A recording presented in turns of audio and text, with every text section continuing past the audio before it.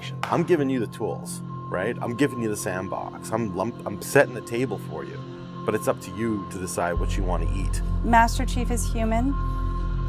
He's not a machine. He's not a set of armor with a big weapon.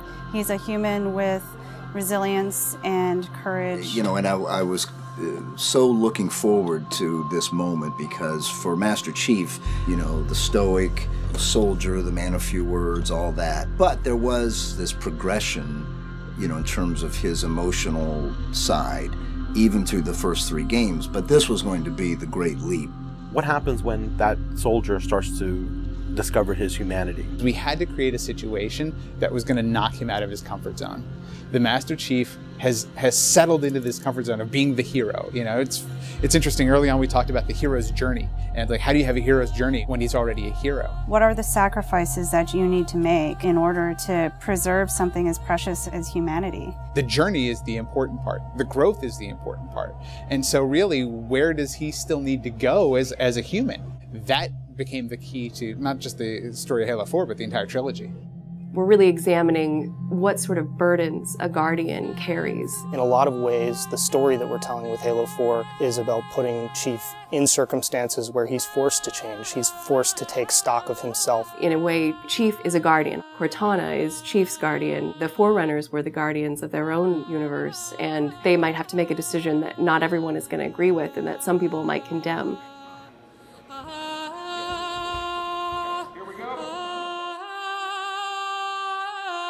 It's almost like you're a little kid and you're just playing make-believe again.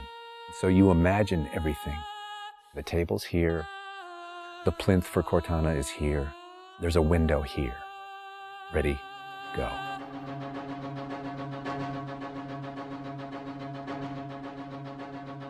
How can we immerse the player even more in this world that we've built around them? I'm not doing this for mankind. How can we have Chief have to deal with his own humanity? Everything had to be predicated by what the character needs were and what direction the characters needed to go in. The art direction specifically for Halo 4 isn't about creating an emotional tone for Halo 4, it's about creating an emotional tone for every single moment and experience that the player needs to understand. Similar to what we said is that, you know, we build what we need to see. We can't look too far this way, it starts to fall apart. But back in here, things are looking good.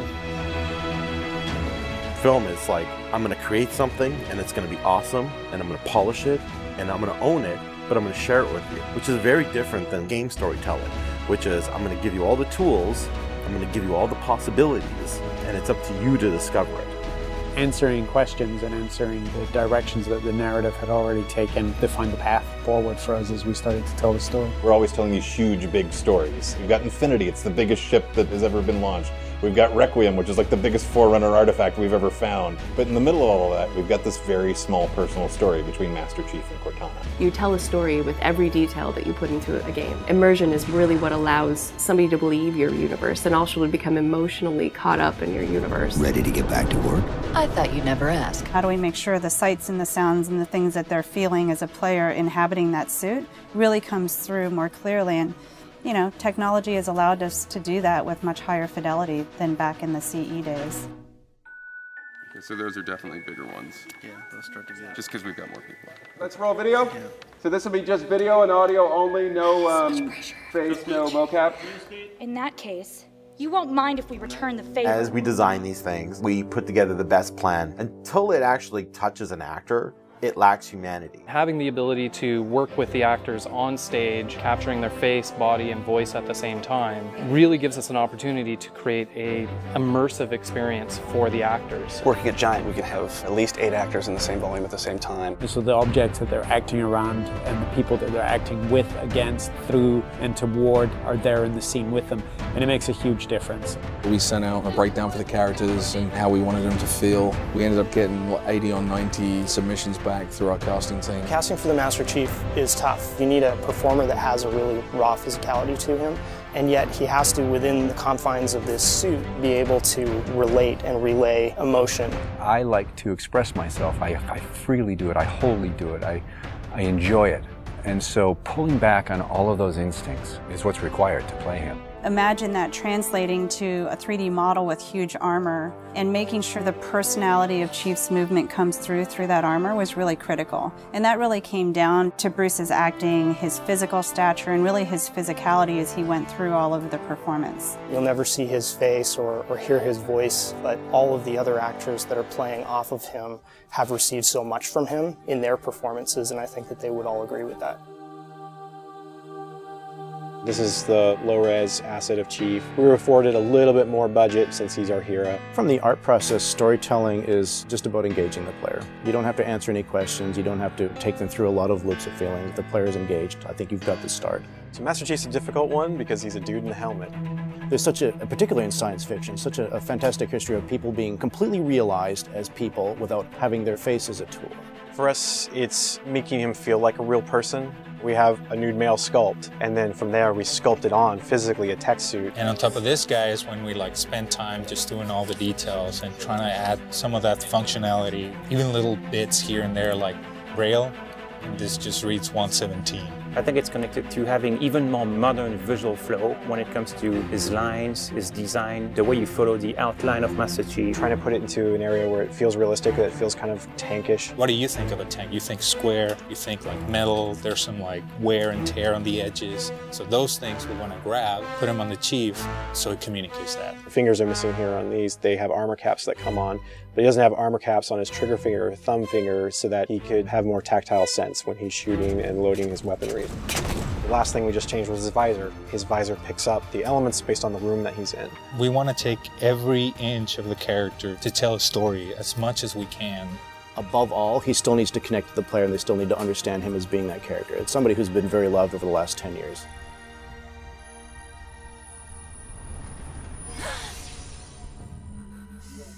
The irony here, right, is that we have a character who's not human at all in Cortana. I was put into service 8 years ago. She is the most human character that we have in the story. Right? She's struggling with her own mortality. AIs deteriorate after 7, Chief. That's something that everybody struggles with. That's the most, human it gets. If we can just get back to Earth and find Halsey, she can fix this. Everyone has to figure out what it means to die. She's strong, she's convicted. She herself is going through a really difficult time in understanding the things that are happening to her. We were looking for somebody who really could bring just fire and stuff that's required for some of those sequences. We needed to make sure we found someone that had some innocence to her, but also could be very strong at the same time. If you imagine that you could have 20 emotions at one time, she has that. I will not allow you to leave this planet! She's really the heart of the game and the heart of Master Chief and explains what's going on and why it's a problem. I didn't mean to. I didn't mean to do that. Cortana is certainly our biggest human connection, I think, with the entire story. How can we see these subtle details in her facial structure? It's the Forerunner symbol for Reclaimer. So this is the baseline where we started from Cortana, and then we go through and tweak and modify, having all these different elements moving throughout her that make her feel alive constantly. We wanted to make it to where you could have code flow lines start from every digit from her toes to her hands, and then be able to flow all the way up into her head. What you experience is her taking care of you as a player from a gameplay perspective, but I think you also start to get a sense of how she takes care of the human side of Chief. Wake me when you need me. They spotted us. Bringing Jen and Steve in and having them layer their voices over the character performances in the cinematics, that just brought the whole experience together. You look at just the number of lines that the Chief has had over the course of the franchise, and it's not a lot. How much firepower would you need? And yet people will immediately call you out on the Master Chief's voice being something very distinctive and important to them. The funny thing is that they've had this off-screen chemistry because they didn't actually meet until last year. Not only is this the first time they've ever sat together on a panel, this is the first time they've ever been in the same room or even met. So seeing them meet and seeing them have that chemistry in real life and seeing how they acted together in scenes just felt like we just missed this opportunity for all these years to actually get them together and get something even more memorable and more exciting out of them. In the beginning, they were great choices for those characters. Steve has this very stoic personality that comes through in his few words. The same way Jen's voice is confident and it's strong, but it can also be playful. You do know you don't have to wait until the last minute just to impress me, right? In many ways, Halo 4 is the first act. We want a player to be able to ask themselves what it is to be a hero. Is the sacrifice worth it? I often think of him as like Atlas, you know, like he's got the weight of the world on his shoulders all the time. Chief and Cortana are the same person, but she has always been the reflection of his humanity. People don't play Halo to watch a soap opera, and yet you don't want to just be kind of pulp. To me, it's a natural progression of this story, and it takes this relationship to the place it should go to.